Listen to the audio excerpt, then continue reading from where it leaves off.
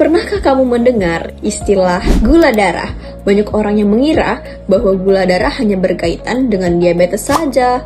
Padahal, kadar gula darah merupakan salah satu indikator penentu yang mencerminkan kondisi metabolisme tubuh kita loh.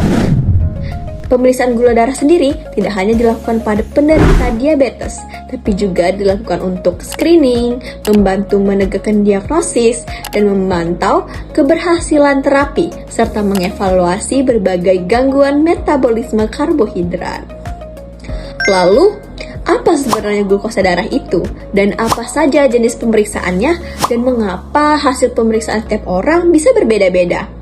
Mari kita bahas di video berikut ya. Glukosa darah adalah gula sederhana yang menjadi sumber energi utama bagi tubuh kita.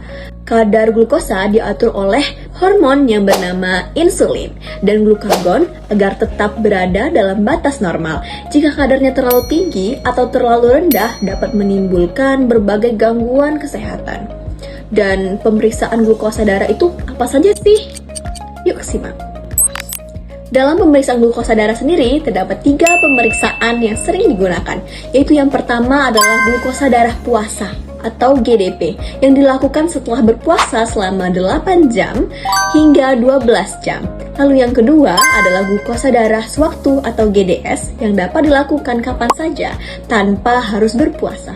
Lalu yang ketiga adalah glukosa darah 2 jam atau postprandial, yaitu GD2PP, yaitu pemeriksaan yang dilakukan 2 jam setelah makan untuk melihat kadar gula darah setelah tubuh menerima asupan makanan. Adapun faktor-faktor yang dapat mempengaruhi pemeriksaan tersebut yaitu yang pertama adalah lamanya berpuasa, lalu aktivitas fisik, stres, penggunaan obat-obatan, dan penanganan sampel di laboratorium.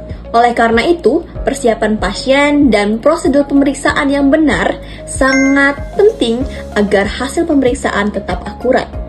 Adapun pemeriksaan lainnya yang dapat dilakukan untuk melihat kadar glukosa pada darah yaitu pemeriksaan HbA1c. Apa sih jadi pemeriksaan HbA1c itu?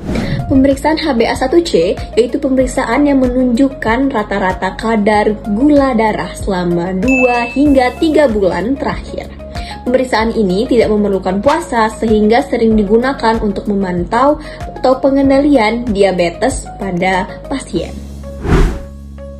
Dengan ini diharapkan teman-teman dapat memahami apa saja pemeriksaan yang bisa memantau kadar gula darah dengan tujuan dan waktu yang sesuai dengan pemeriksaannya. Pemeriksaan yang berbeda tetapi semuanya berperan penting dalam mendeteksi, mendiagnosis, dan memantau diabetes mellitus. Dengan menerapkan pola hidup sehat dan rutin pemeriksaan kadar gula darah, kita dapat menjaga serta mencegah terjadinya komplikasi.